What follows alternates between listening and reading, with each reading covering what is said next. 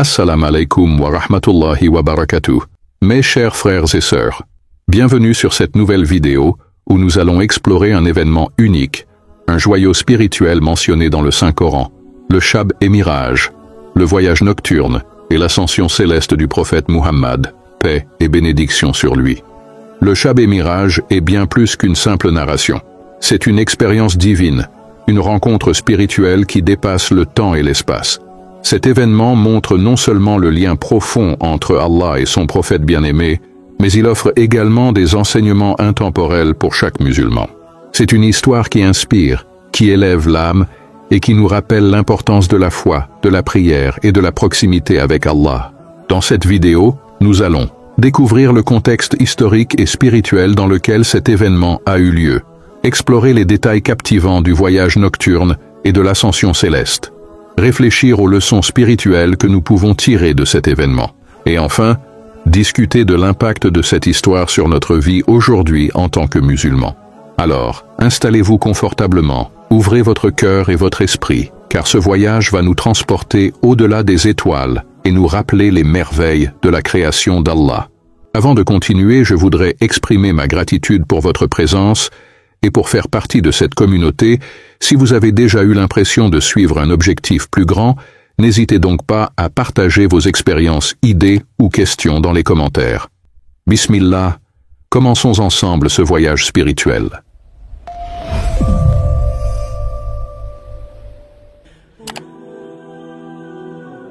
Pour comprendre pleinement le Shab et Miraj, il est essentiel de replacer cet événement dans son contexte historique.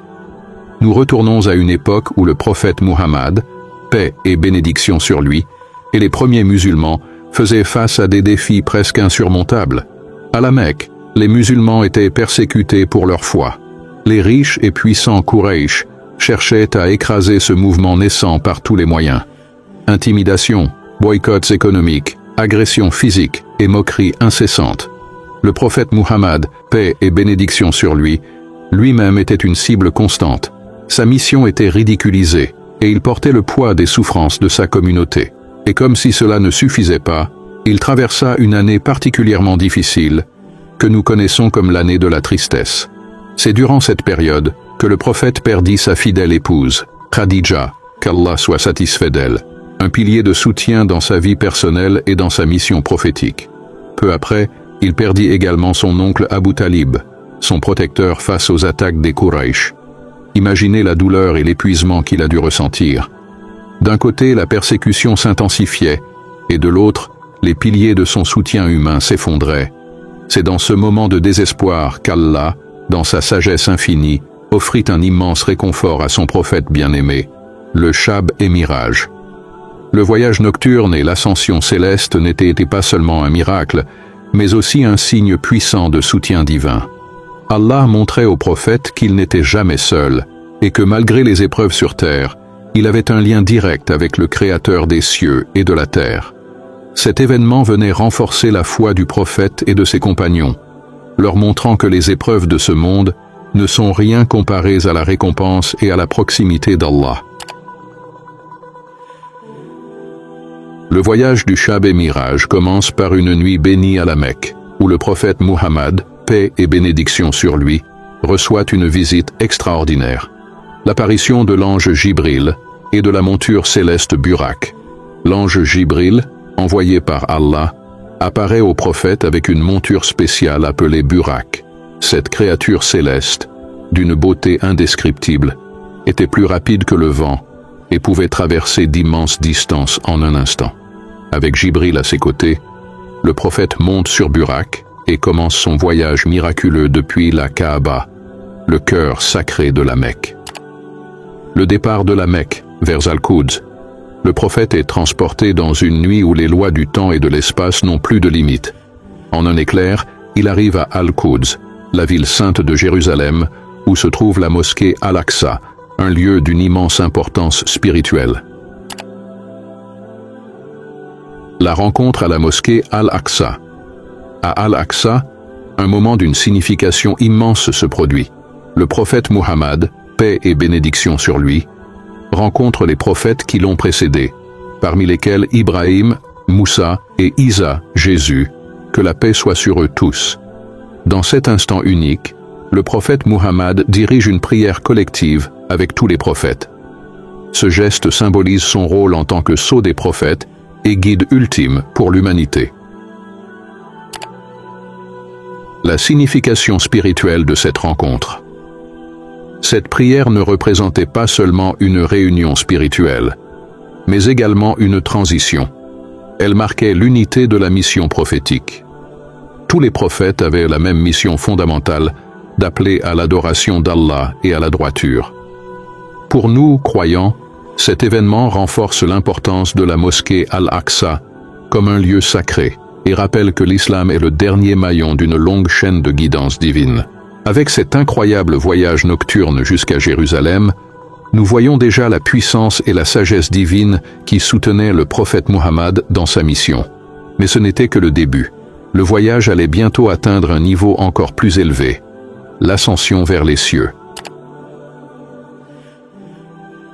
Après l'étape incroyable du voyage nocturne jusqu'à Jérusalem, le prophète Muhammad, paix et bénédiction sur lui, entreprend une ascension extraordinaire, le mirage, l'élévation aux cieux.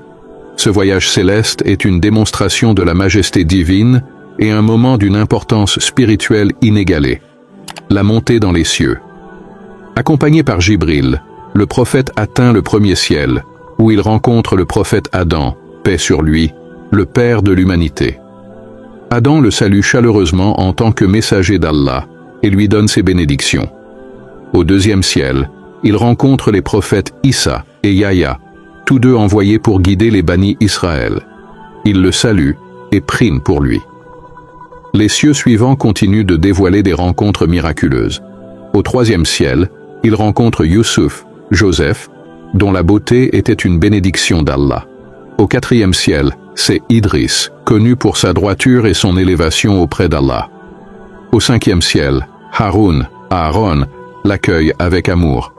Au sixième ciel, il rencontre Moussa, Moïse, qui deviendra une figure clé dans la suite du voyage.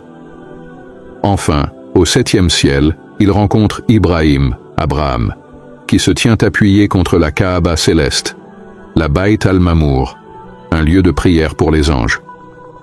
Chaque prophète partageait des salutations et des enseignements, renforçant l'importance de la mission prophétique et de la foi en Allah. L'accès au Sidrat al-Muntaha. Le voyage atteint son point culminant lorsque le prophète Muhammad arrive au Sidrat al-Muntaha, l'arbre ultime, au-delà duquel aucune créature ne peut passer. Ce lieu est enveloppé d'une lumière divine indescriptible, marquant la limite de la création. C'est ici que le prophète Muhammad, paix et bénédiction sur lui, a une rencontre unique avec Allah, le créateur des cieux et de la terre. Dans ce moment transcendantal, Allah lui prescrit 50 prières quotidiennes pour la communauté musulmane. Sur son chemin de retour, il croise Moussa, Moïse, qui dans sa sagesse, lui conseille de demander une réduction de ce nombre. Selon lui, l'humanité ne serait pas capable de supporter cette charge. Finalement, Allah réduit les prières à 5 par jour, tout en préservant la récompense des 50 prières initiales. Cette concession est un signe de la miséricorde infinie d'Allah envers ses serviteurs. Retour sur terre. Après avoir vécu ces moments sublimes, le prophète Muhammad revient sur terre. Malgré l'immensité de ce voyage, tout cela s'était déroulé en une seule nuit. De retour à la Mecque, le prophète partage cet événement incroyable avec ses compagnons, confirmant la grandeur d'Allah et la vérité de sa mission prophétique. L'ascension céleste, le mirage, est un rappel pour chaque croyant de la puissance d'Allah, de la proximité entre le Créateur et ses serviteurs, et de l'importance des prières dans notre vie quotidienne. L'événement du Shab et Miraj n'est pas seulement une histoire fascinante, mais aussi une source d'enseignement spirituel profond pour chaque croyant. Dans cette section, nous allons explorer 3 grandes leçons que cet événement nous transmet. 1. L'importance de la prière, Salat. Le premier enseignement majeur du Shab et Miraj est l'importance de la prière, Salat. C'est pendant ce voyage céleste qu'Allah a prescrit les prières quotidiennes, soulignant leur rôle essentiel dans la vie d'un musulman. La prière est plus qu'un simple rituel. C'est un lien direct avec Allah, un moment privilégié pour se rapprocher de lui, chercher sa guidance et trouver la paix intérieure. Elle est le pilier central qui structure nos journées et nous rappelle notre dépendance totale envers notre Créateur. La Salah apporte discipline, équilibre et une orientation spirituelle dans nos vies, tout comme elle a été réduite à 5 prières par la miséricorde divine, mais avec la récompense complète de 50. 2. La foi en l'invisible. Le second enseignement est un rappel de l'importance de la foi en l'invisible. Le Shab et Miraj est un événement qui dépasse la compréhension humaine. Pourtant, les croyants sont appelés à accepter ces vérités avec une foi sincère. Ceux qui ont cru au prophète Muhammad, paix et bénédiction sur lui, malgré les moqueries des mécréants, ont montré un exemple de foi véritable. Comme Abu Bakr as-Siddiq, qui a confirmé l'événement sans hésitation, les musulmans doivent avoir confiance en Allah et en ses signes, même s'ils ne sont pas toujours tangibles ou compréhensibles. La foi en l'invisible est un pilier fondamental de l'islam, qui nourrit notre relation avec Allah et notre compréhension de son pouvoir infini. Troisième, le statut unique du prophète Muhammad, paix et bénédiction sur lui.